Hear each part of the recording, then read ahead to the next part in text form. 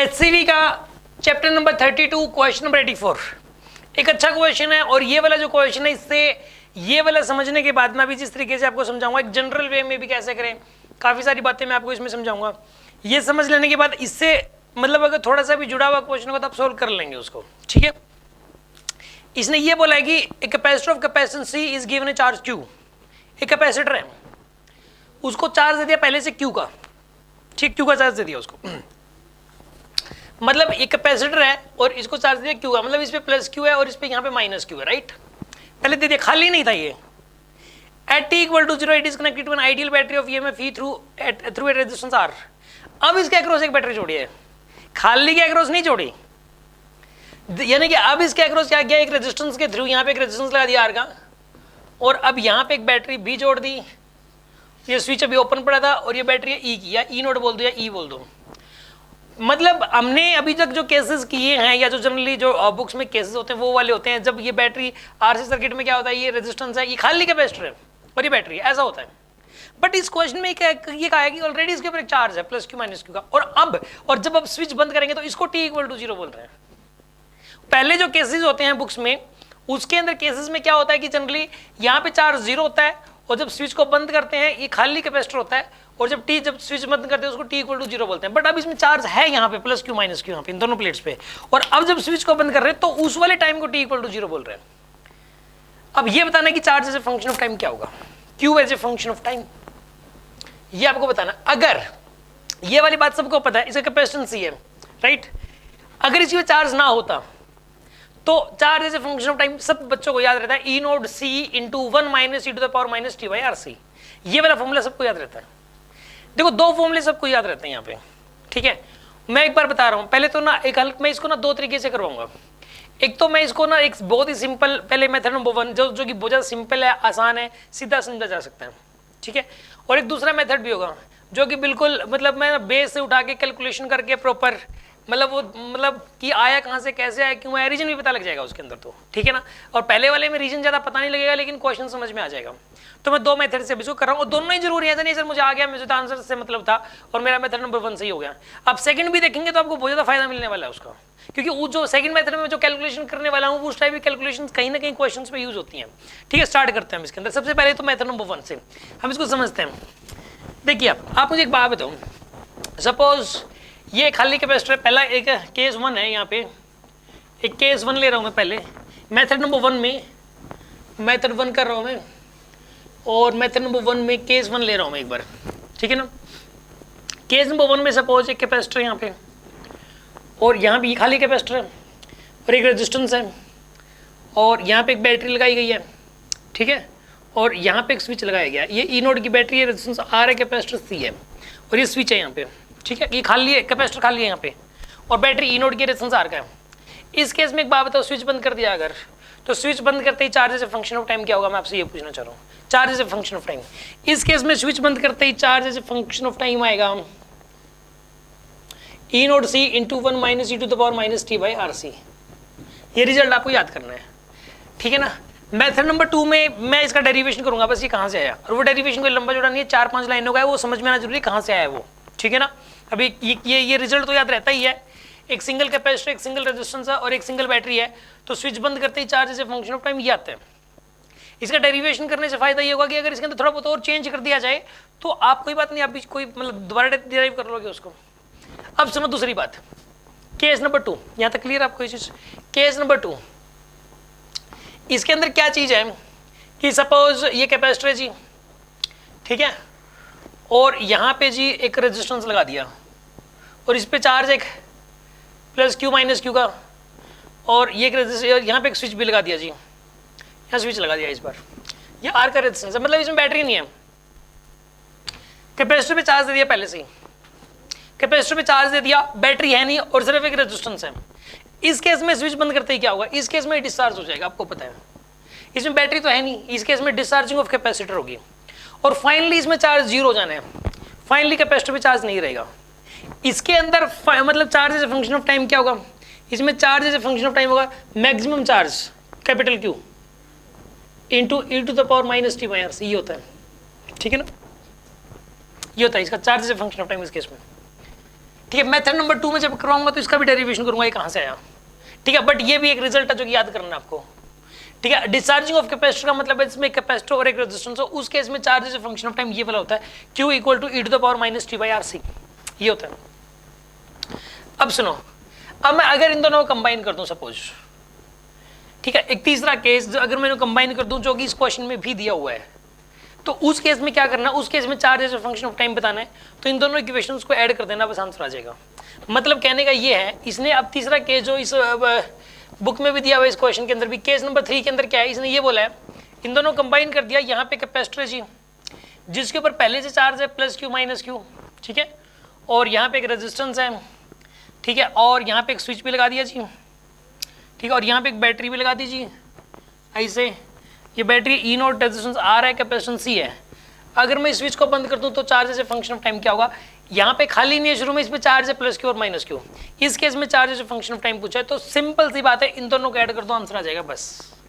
क्यों, क्योंकि दोनों काम हो रहे होंगे, इस बैटरी की वजह से चार्जिंग हो रही होगी और कैपेसिटर की यहाँ पे ये इसकी डिस्चार्जिंग, क्योंकि ऑलरेडी एक चार्ज है वो खत्म हो रहा होगा, नया चार्ज आ रहा होगा और ये वाला जा रहा होगा, आप ये सोच सकते हो। मतलब फाइनली तो चार्ज के ऊपर ई नोट सी का ही आना है, फाइनली तो चार्ज टोटल चार्ज सारा मिला जुला के finally T equal to infinity situation में फाइनली चार्ज कितना है ना, ई नोट सी का। तो आप ये सोचो कि इसी प्रोसीजर के थ्रू अपना बैटरी कुछ नहीं देखेगी, बैटरी है तो अपने इसी फंक्शन के अकॉर्डिंग चलेगी, ठीक है। अब इस फंक्शन के अकॉर्डिंग चल रही है बैटरी, मतलब चार्ज भेज रही है और इस पे चार्ज बढ़ रहा है, तो पिछले वाला चार्ज साथ साथ घटना जरूरी है यार। पिछले वाला ये बैटरी कहेगी भाई अब मेरी मतलब मुझे ये मतलब जो है इसको चार्ज करना है और चार्ज इस फंक्शन के अकॉर्डिंग करना है और फाइनली ई नोट सी का चार्ज के ऊपर बिठाना है, तो पहले वाला क्या होगा, यहाँ पे निकलना शुरू हो जाएगा पहले वाला चार्ज, और वो जिस तरीके से निकल सकता है जैसे इसमें निकल रहा था उसी तरीके से निकलना शुरू हो जाएगा धीरे धीरे करके। मैं वो एग्जांपल बताता हूँ, क्या हुआ कि एक बार मतलब एक मतलब सेक्टर की जगह थी, हुड्डा सेक्टर्स की जगह थी, वो बहुत बड़ी जगह थी, उसमें क्या हुआ कि बहुत सारे झोपड़ी वाले थे, बहुत सारे पूरा भरा हुआ है झोपड़ियों का, मतलब जो दूर दूर तक। तो वहाँ पे गवर्नमेंट को कुछ बनाना था, कम्युनिटी सेंटर वगैरह ऐसा कुछ इस टाइप से, तो उन्होंने क्या किया, और काफ़ी ज़्यादा कंस्ट्रक्शन करनी थी, तो उन्होंने तो करनी ही है, वो तो मतलब इलीगल तरीके से वो झोपड़ी बसाई हुई थी उन्होंने, वो अपनी धीरे धीरे कंस्ट्रक्शन करते गए और वो झोपड़ियाँ जहाँ जहाँ से कंस्ट्रक्शन हुई थी वहाँ से वो झोपड़ियाँ निकलती गई, ठीक है ना। उस तरीके से मतलब जिसकी 3-4 महीने बाद बारी आनी थी, 1 साल बाद वो अपना आराम से रहा, 1 साल बाद निकल गया वो। मतलब जैसे जैसे वो बिल्डिंग बनती जा रही है वो झोपड़ियाँ निकलती जा रही हैं और फाइनली तो वहाँ पे वो बिल्डिंग ही बननी थी। तो यहाँ पर भी कुछ ऐसा ही हो रहा है, ये जो चार्ज पहले से बैठा हुआ है दिस इज लाइक द झोपड़ी, ठीक है ना, और इसने जो चार्ज भेजना है this is like the building. इसके अंदर जो ये वाला चार्ज आएगा इस फंक्शन के अकॉर्डिंग और फाइनली ई नोट सी आ जाएगा और ये वाला चार्ज निकल जाएगा, इसके अंदर दोनों मिला के, यानी फाइनली जो charge as a function of time आएगा, आप इन दोनों को ऐड कर दो, E naught C 1 minus e to the power minus T by R C plus Q e to the power minus T by R C, ये answer है finally, ये इसका फाइनल आंसर है।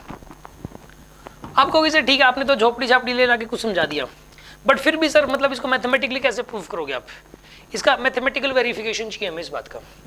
तो वो मेथड नंबर 2 में, मैं मेथड नंबर 2 में कुछ नहीं करने वाला है, चीज़ तो ये भी उसमें भी है, मैं क्या करने वाला हूँ, इसको भी मैं डिराइव करूँगा, इसको डिराइव करूँगा, फिर मैं इसको भी डिराइव करूँगा, तीनों डेरिवेशंस करने वाला हूँ, 3-4-5 लाइनों में हो जाएंगे। वो डेरिवेशंस मैंने बोला इंपॉर्टेंट है, क्योंकि इस टाइप का अगर आपने डेरिवेशन सीख लिया इस टाइप की कैलकुलेशन करना, तो इस टाइप की कैलकुलेशन और भी क्वेश्चंस के अंदर आ सकती है, ठीक है। तो स्टार्ट करते हैं इसको, ठीक है। सबसे पहले तो मैं तीनों का डेरिवेशन ही करने हैं मुझे, और मैं कोई रिजल्ट यूज नहीं करने वाला कहीं पर भी, कोई मैं ये नहीं कह रहा कि ये चीज़ याद करनी पड़ेगी, मैं सिंपल केवीएल लगाऊंगा तीनों केस में और केवीएल लगा के प्रूव कर दूंगा कि ये तीनों बनेंगे, मतलब यानी कि आप इन दोनों को आप कहेंगे सर मैं कैसे मान लूँ ये दोनों को ऐड करने के बाद बनेगी ये थर्ड, ये मानना नहीं है आपको, ये भी मैं प्रॉपर डिराइव ही करूंगा, ठीक है। ओके स्टार्ट करते हैं इसका डेरिवेशन से। अभी सबसे पहले ये वाला केस,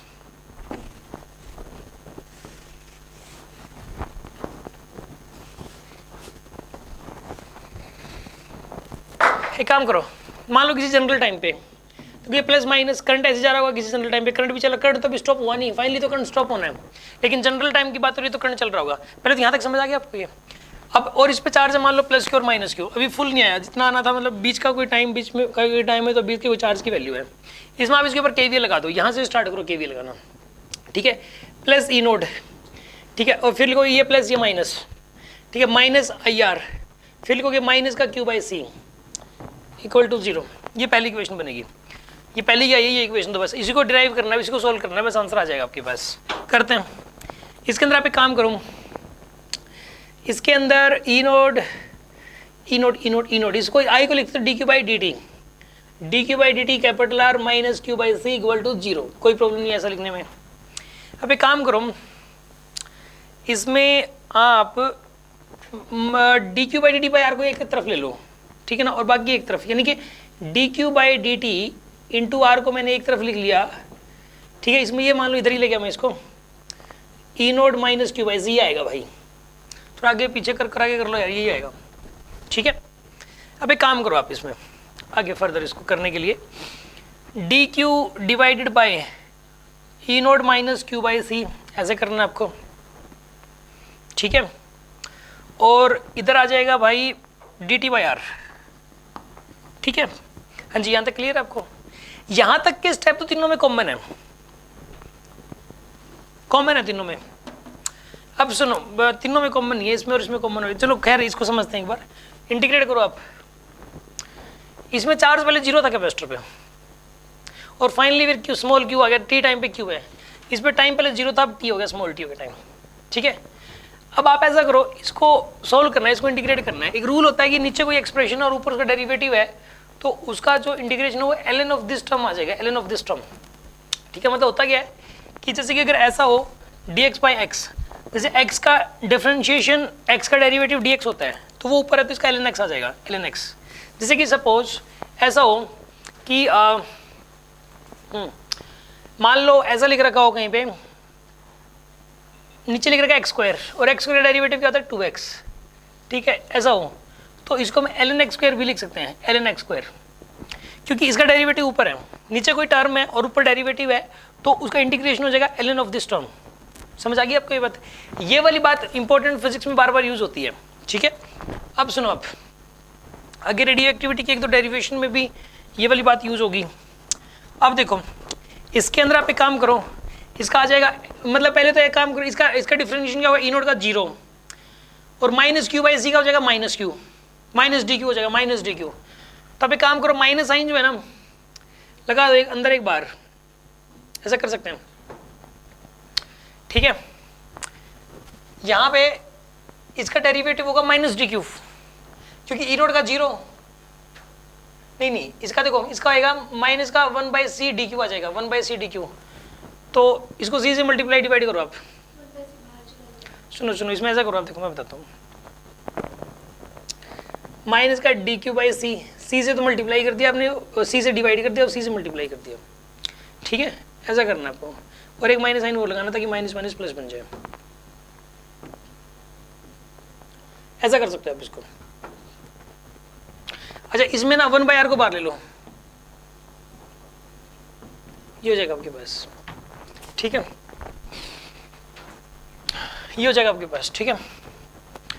अब आप ऐसा करो, इसके अंदर इस डेरिवेशन को आगे फर्दर करने के लिए, पहले तो ये यहाँ तक का समझ आ गया होगा इसमें, ये बड़ी केस 3 को मैं अब कर रहा हूँ, जरूरत तो मैं इस केस 2 की भी नहीं अभी,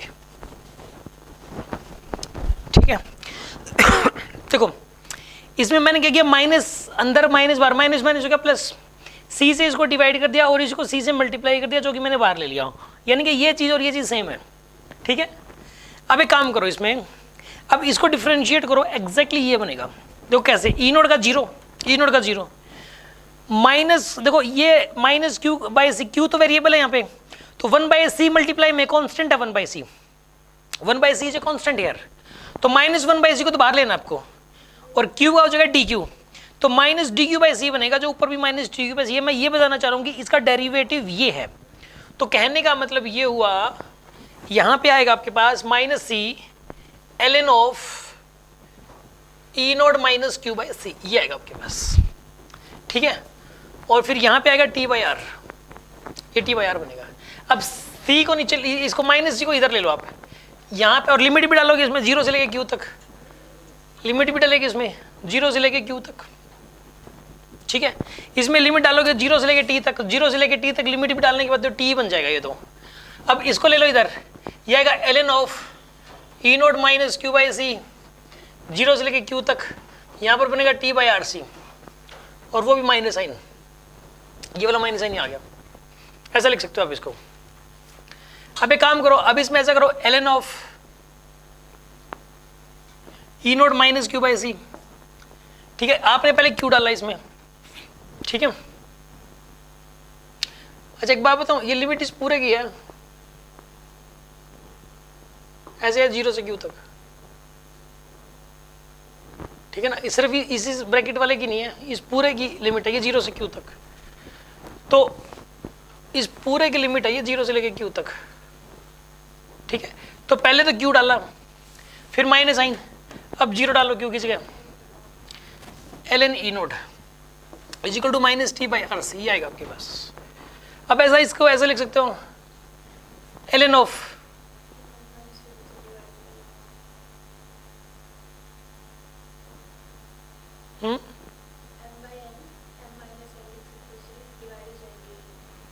ये आ जाएगा आपके पास, ये पूरे की लिमिट है या इस की लिमिट थी ये वाली, ln x पूरे की नहीं है, रुको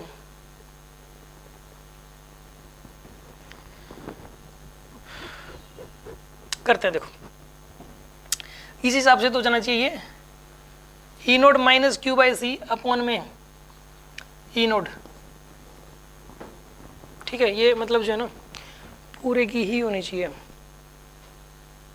ठीक करते हैं इसको आगे,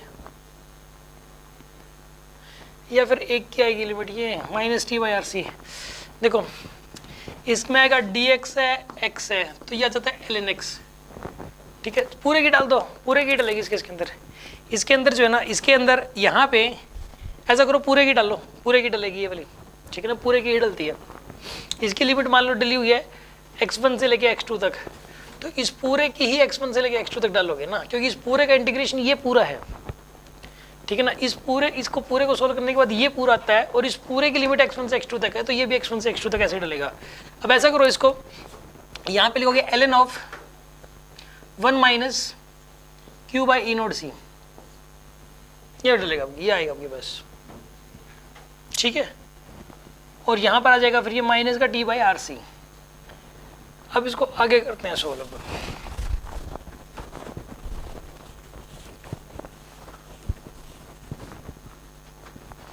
इसको log विद बेस ही लिख सकते हो आप, log विद बेस ही ln को 1 minus Q by E naught C is equals to, दोनों तरफ log विद बेस ई, मतलब दोनों तरफ क्या लगा दिया, देखो इसको ऐसे लिखो minus T by R C, देखो ln को log ई लिख सकते हो, अब दोनों तरफ ये लगा दो बेस में, इसको पावर में चढ़ा दो e log with base e 1 minus Q by E naught C is equal to e to the power minus T by R C, ये हो गया आपके पास। अब एक काम करो, ई log ई तो 1 हो जाए, इसको आगे ले लो पावर, ठीक है ना, ये जो है ना ई log ई ये 1 हो जाएगा, इसको लिख दो 1 minus Q by E naught C is equal to e to the power minus T by R C, ठीक है जी। अब ऐसा करो, इसमें इसको इधर ले लो, इसको इधर ले लो, 1 minus e to the power minus T by R C की वैल्यू कितनी हो जाएगी यहाँ पे, Q by E naught C. अब ई नोट सी को इधर ले लो, Q is equals to E naught C 1 minus e to the power minus T by R C, हो गया प्रूफ, ये प्रूफ हो गया। ये जो डेरिवेशन मैंने किया है, समझ आ गया, ये वाला डेरिवेशन, ये वाला डेरिवेशन किया है, सेकंड केस का डेरिवेशन इसी तरीके से होगा, और थर्ड का भी इसी तरीके से होगा, करते हैं उसको भी, वो लंबा चौड़ा नहीं होगा, आसान होगा वो भी, ठीक है ना। अब मैं पहले सेकंड केस का कर रहा हूँ, इससे फायदा क्या होगा कि यार पता नहीं क्या क्वेश्चन आ जाए, घुमा फिरा के जाइए एडवांस के अंदर, तो ये डेरिवेशंस तो एक मैथमेटिक्स के स्टूडेंट को तो आसान लगनी चाहिए, मतलब मेरे से भी आप जल्दी कर दो, कि मेरी तो खैर कैलकुलेशन की प्रैक्टिस छुटी हुई है, तो बट आपके लिए आसान है। अब सुनो एक दूसरा केस, जो केस नंबर 2 था, केस नंबर 2 में क्या था कि ये कैपेसिटर है और ये रेजिस्टेंस है, ये कैपेसिटर है, ये रेजिस्टेंस है, इसके अंदर एक स्विच है ये वाला, ये इसके ऊपर चार्ज है प्लस क्यू और यहाँ माइनस क्यू है, कैपेसिटेंस ये आर का रेजिस्टेंस है, ये स्विच है, ये स्विच है, ये बताना आपको, इसके बंद करते ही चार्ज से फंक्शन ऑफ टाइम निकालना है। इसका रिजल्ट तो हमें पता है, स्मॉल क्यू, इसका रिजल्ट है q is equal small Q is equal to capital Q e to the power minus T by R C, हमें रिजल्ट पता है, मैंने रिजल्ट बता दिया था, बट वो रिजल्ट आया कैसे। एक काम करो, मान लो कि जैसे ही स्विच को मैंने बंद किया, यहाँ से करंट चलना शुरू हो गया जी ऐसे, तो ये प्लस ये माइनस ऐसे करंट जाने लग गया। और उस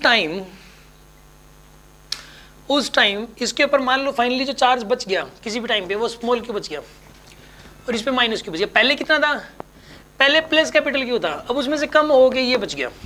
ठीक है, अब सुनो, अब इसके अंदर जो है ना अपने को केवीएल लगाना है। यहां से शुरू हो जाओ, इसके across potential difference plus Q by C, इसके across minus I R equal to 0। अब क्यू बाई सी इसको लिख सकते हो आप D Q by D T into capital R equal to 0।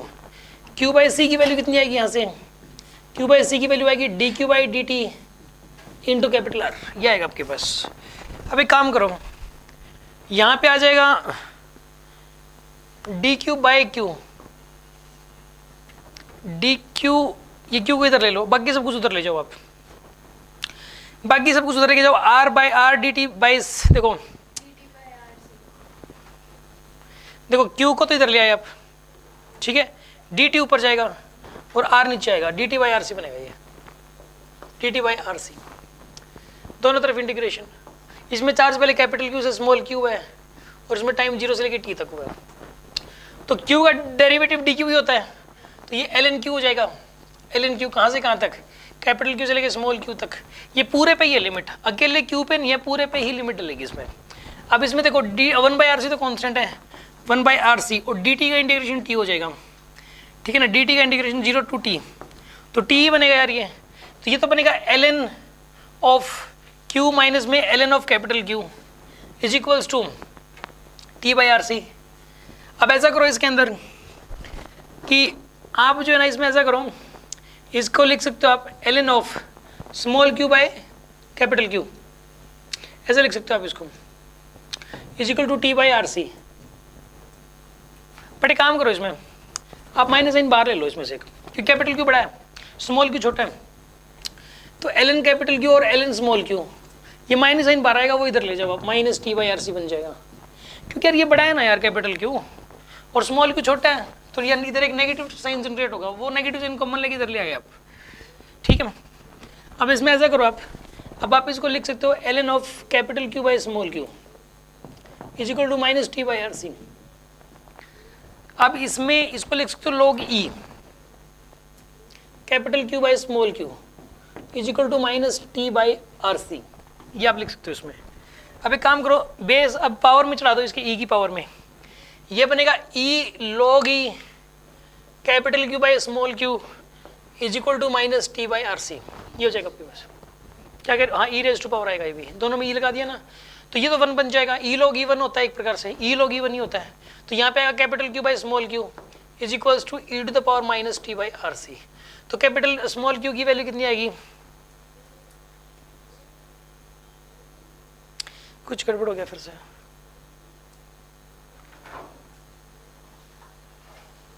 Small Q is equals to capital Q, ऐसा होना चाहिए था।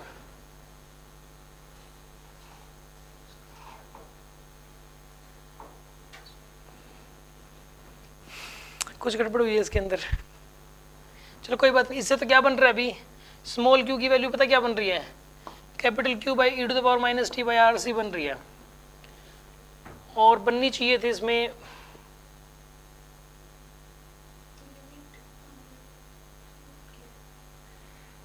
लिमिट कहाँ से कहाँ तक डलनी थी,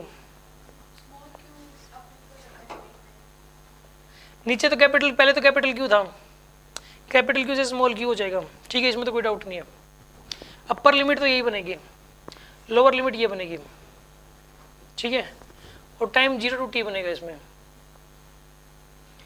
इसमें जो है ना अपर लिमिट छोटी हो ना, एक रूल होता है, अगर अपर लिमिट छोटी डाल रहे हो आप तो एक माइनस साइन करिए, जनरेट करोगे अपने आप, यहाँ पे डी क्यू का माइनस डी यू लिखोगे इसके, इसमें होता ही है।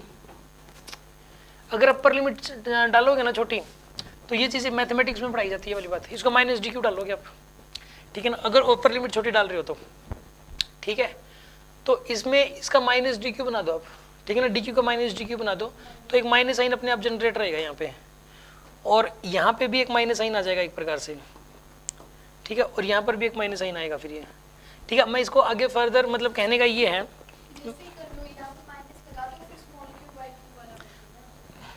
बिल्कुल, इसको ना अब ये 1 मिनट में हो ही जाएगा। देखो करते हैं इसको। अब यहाँ पे बनेगा ये ln ऑफ q माइनस में ln of capital Q is equals to minus T by R C.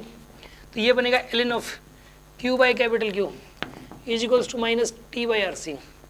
तो log with base e small q by capital Q minus T by R C. ये रूल होता है वैसे कई सारे derivations में आएगा। जब भी अपर लिमिट छोटी डलेगी ना, तो अगर ये dt है तो ये माइनस dt बन जाएगा, dx है तो माइनस dx बन जाएगा। ये होता है कि जब भी अपर लिमिट छोटी डालोगे तो यहाँ पे ना dt का एक माइनस साइन अपने आप ही लगाना पड़ेगा, मजबूरी है। अब इसमें ऐसा करो, अब आप इसको लिख सकते हो, दोनों तरफ ये लगा दो, e log e small q by capital Q is equals to e to the power minus T by R सी।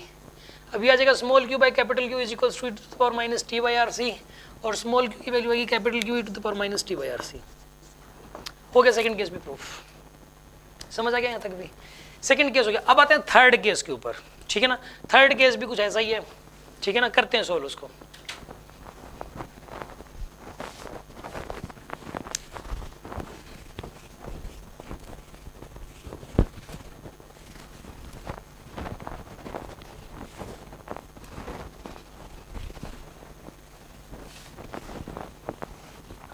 सुनो, सपोज यहाँ पे कैपेसिटर जी, ये रेजिस्टेंस है जी, ये एक स्विच है जी,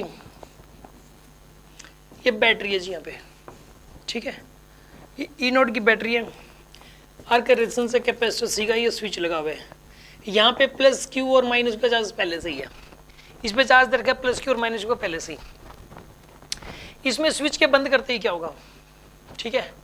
स्विच बंद करते ही सपोज किसी जनरल टाइम पे इस पे चार्ज होगा प्लस क्यू, इस पे चार्ज होगा माइनस क्यू, और पहले चार्ज क्यू था, ये पहले का था। इनिशियली चार्ज की वैल्यू इसमें भी देखो, इसमें भी ना लोअर लिमिट ही कैपिटल क्यू डलेगी, कैपिटल क्यू डलेगी, ठीक है ना। और फिर बाद में क्या डलेगी इस केस के अंदर, बाद की जो लिमिट टी टाइम पे निकालना है, तो वो टी टाइम वाला चार्ज छोटा मान लेते हैं, यानी कि बाद की लिमिट छोटी है। इसके अंदर भी एक माइनस डी क्यू लगाओगे आप, ठीक है ना। इसमें शुरू में बहुत बड़ा चार्ज था, पहले कैपिटल क्यू का चार्ज था, बहुत बड़ा चार्ज था, पता नहीं कितना हो सकता है कि ई नोड सी की वैल्यू जो आएगी फाइनली इसके ऊपर चार्ज होना है ई नोड सी, हो सकता है ई नोड सी की वैल्यू तो 10 कूलम है, और ये कैपिटल क्यू होता है 200 कूलम हो पहले से ही, तो ये तो खाली होएगा, इसके वाला ई नोड सी आएगा बस यहाँ पे, ठीक है। पहले ये बहुत बड़ा चार्ज था, ये मान लो आप, ठीक। अब एक जनरल टाइम की बात करते हैं, मान लो जनरल टाइम पे आई का करंट चल रहा है इसमें से, ठीक है। ये प्लस ये माइनस, ये करंट एंट्री की प्लस यहाँ माइनस ऐसे फ्लो कर रहा है। अब यहाँ से स्टार्ट करो, केवी लगाना शुरू करो, प्लस ई नोड, फिर लिखोगे माइनस का आई आर, फिर लिखोगे माइनस का Q by C equal to 0, ये आ गया आपके पास। अब एक काम करो, यहाँ पे लिखोगे प्लस ई नोड माइनस का D Q by D T capital R minus का Q by C equal to 0, ऐसा करोगे आप इसमें। अब एक काम करो, इसमें आप जो है ना इसको इधर ले लो, आप इसको अलग कर लो, मतलब सेपरेट कर लो इसको। तो D Q by D T R को अलग कर लिया, और ये बचेगा E naught minus Q by C, ये बनेगा, ठीक है।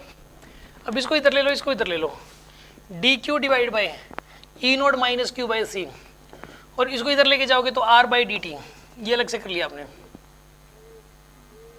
ठीक करने का डी टी बाई आर आएगा, डी टी बाई आर आएगा, ये ऊपर आ जाएगा, ये नीचे आ जाएगा, इसको यहाँ नीचे ले आए आप, ठीक है। लिमिट डाल लो इसमें इंटीग्रेशन करके, ये 0 से लेके टी तक, इसमें कैपिटल क्यू से स्मॉल क्यू तक, और यहाँ पे माइनस डी क्यू लगाओगे अपनी मर्जी से, ठीक है। क्योंकि लोअर अपर लिमिट छोटी है इसके अंदर, अपर लिमिट छोटी है, इस वजह से मैं पहले से चार्ज कैपिटल क्यू लेके चल रहा हूँ बहुत बड़ा, ठीक है। तो इसलिए यहाँ पे जैसे कि मैंने पहले वाले में किया वैसे ही इसलिए इसमें भी करना पड़ेगा। अब एक काम करो, इसका डेरिवेटिव कितना बनेगा, इसका डेरिवेटिव बनेगा बिल्कुल, इसमें c से मल्टीप्लाई डिवाइड करना पड़ेगा, इसका minus D Q by C, ठीक है, by E naught minus Q by C, और कैपिटल क्यू से लेके स्मॉल क्यू तक c से मल्टीप्लाई भी कर दो इसको, क्योंकि यहाँ c से डिवाइड किया है। ये माइनस साइन अपनी मर्जी से नहीं लगाया मैंने, ये अपर लिमिट छोटी थी इसलिए यहाँ पे डाल दिया। अगर लोअर लिमिट बहुत बड़ी हो ना तो नो डाउट अपर लिमिट छोटी होगी इसमें तो, और ये माइनस साइन लगा दिया यहाँ पे। अब यहाँ पे लिखोगे 1/r को बाहर ले लो, और dt का इंटीग्रेशन t बनेगा यार यहाँ पे, और लिमिट भी डाल लेना चाहिए, t/r ही बनेगा ये तो। अब देखो इसमें जो है ना आगे इसको सोल्व करने के लिए इसका आएगा c को तो बाहर ले ही रखा आपने, अंदर क्या बनेगा, ln of E naught minus में Q by C, from capital Q to capital Q to small Q. Capital Q को बढ़ा लेके चल रहे हैं हम लोग, कैपिटल क्यू बढ़ा है इसमें। अब एक काम करो, इसमें is equal to T by R.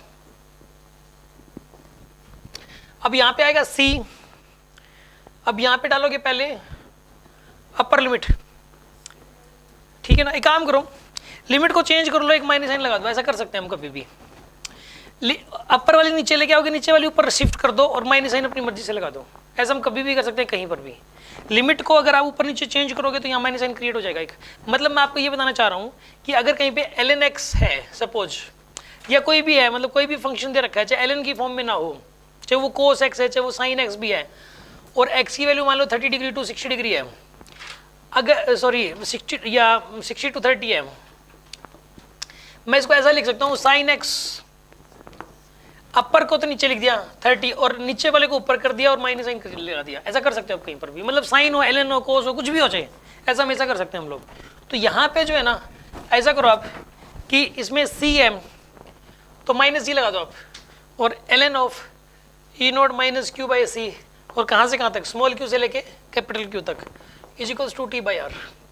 अब इसको इधर ले जाओ आप और इसमें लिमिट डालो आप, इसमें लिमिट डालोगे ln of E naught minus Q by C, फिर माइनस में ln of E naught minus Q by C is equal to minus T by R C, ये आएगा आपके पास, equal to minus T by R C. आप ऐसा करो, इसको यहाँ पे लिख सकते हो ln of E naught minus Q by C upon में E naught minus Q by small C is equal to minus T by R C, ऐसा कर सकते हो आप इसको। अब भैया ये लोग ई है, एक और ई लगा दो यहाँ पे और इसमें भी ई लगा दो आप, तो ये बन जाएगा आपके पास E naught minus Q by C upon में E naught minus small Q by C is equals to e to the power minus T by R C, ये बन जाएगा आपके पास। मैं इसको रब कर रहा हूँ इधर वाले को, ठीक है ना। अगर फोटो लेनी तो फोटो ले सकते हो आप, मैं इसको रब करके फिर आगे फर्दर सोल्व कर रहा हूँ। देखिए आप इसको E naught minus Q by small Q by C को तो निकालना है आपको, स्मॉल क्यू की वैल्यू तो अलग से निकालनी है। इसको इधर ले जाओ, इसको इधर लेके आओ आप, नहीं चलो कैपिटल क्यू बाई सी की वैल्यू निकाल लो एक बार, नहीं स्मॉल क्यू की वैल्यू निकालनी है मुझे तो, ठीक है ना। कैसे करना अभी, ये क्यू बाई सी कर दूंगा यहाँ ऊपर वाला, यहाँ पे इज इक्वल्स टू, ये क्या लिखूँ यहाँ पे, E naught minus Q by C e to the power minus T by R C, ये आ गया आपके पास। अब एक काम करो, चलो E naught minus Q by C is equals to E naught e to the power minus T by R C minus Q by C e to the power minus T by R C, ये आ जाएगा। अब इसमें ऐसा करो आप, E note किसे को मैं ले लूँ, ये वाला इधर ले लूँ मैं, E naught minus E naught e to the power minus T by R C कर दिया मैंने, इसको इधर ले लिया, इसको इधर ले लिया। चलो क्यू बाई सी माइनस का Q by C e to the power minus T by R C कर दिया, इसका ई नोट बाहर ले लिया, E naught 1 minus e to the power minus T by R C,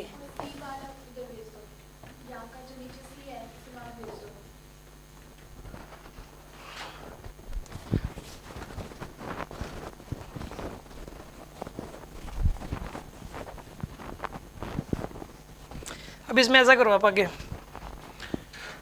E naught 1 minus e to, इसी को इधर ले जाओ आप, बिल्कुल इसका जो सी है ये वाला, इसको इधर भेज दो कॉमन लेके, तो E naught C 1 minus e to the power minus T by R C is equals to Q minus Q e to the power minus T by R C. अब इसको भी इधर ले आओ, नहीं इसको इधर लेके आओ आप, E naught C 1 minus e to the power minus T by R C minus capital Q is equals to minus Q e to the power minus T by R C. अब दोनों तरफ माइनस कर दो, पूरे equation को minus से multiply करो तो ये बनेगा q minus E naught C 1 minus e to the power minus T by R C is equals to q. कहीं क्यू और क्यू इंटरचेंज होते हैं आंसर में, जहाँ स्मॉल क्यू वहाँ कैपिटल क्यू, जहाँ कैपिटल क्यू वहाँ small कहीं ना कहीं small Q capital Q interchange हुआ, सही बात है, वो माइनस साइन वाला चक्कर पड़ा, इसलिए ये प्रॉब्लम आ रही है इसके अंदर। कहीं ना कहीं capital Q small Q interchange हुआ है, कहीं ना कहीं पंगा हुआ है। क्योंकि सोचने वाली बात है, अगर यहाँ कैपिटल क्यू होता और ये स्मॉल क्यू होता ना तो आंसर 1 मिनट में आ जाना था। कहीं ना कहीं स्मॉल क्यू और कैपिटल क्यू इंटरचेंज हुए हैं। माइनस साइन क्या कह रहे हो, माइनस साइन कौन सा? सही लगा था, माइनस जी क्यू। वो तो ठीक लगाया था, माइनस डी क्यू तो ठीक लगाया था, उसमें तो कोई डाउट नहीं है। अगर अपर लिमिट जो है ना वो अगर छोटी हो तो एक माइनस साइन अपनी मर्जी से लगाते हैं, इसमें तो कोई डाउट ही नहीं है।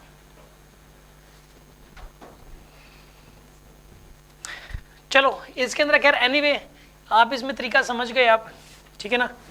इसके वीडियो के लिंक में जो है ना ये डाल देंगे और उसके अंदर पूरा सोल्यूशन लिखा हुआ होगा, साफ साफ आप उसमें देख सकते हो, ठीक है ना। टाइप करके इसके अंदर डाल लेंगे हम इसके अंदर, इसके लिंक पे डिस्क्रिप्शन बॉक्स में लिंक मिलेगा, उस पर अगर आप क्लिक करोगे तो आपको इसका प्रॉपर सोल्यूशन मिल जाएगा। इसमें कहीं ना कहीं माइनस साइन इंटरचेंज हुआ है कहीं ना कहीं, ठीक है।